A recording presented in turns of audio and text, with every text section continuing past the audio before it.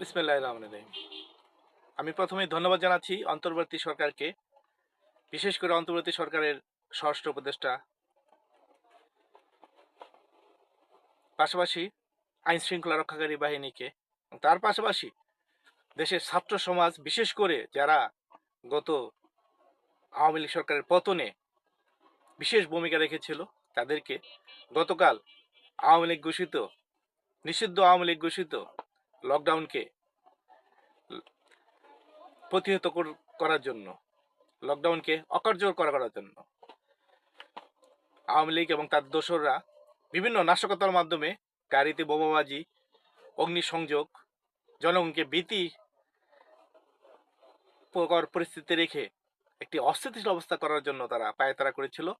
কিন্তু সরকারের, দেশের জনগণের, আইন শৃঙ্খলা রক্ষাকারী বাহিনীর প্রচেষ্টায় সেই ষড়যন্ত্র নস্যাৎ হয়ে গেছে।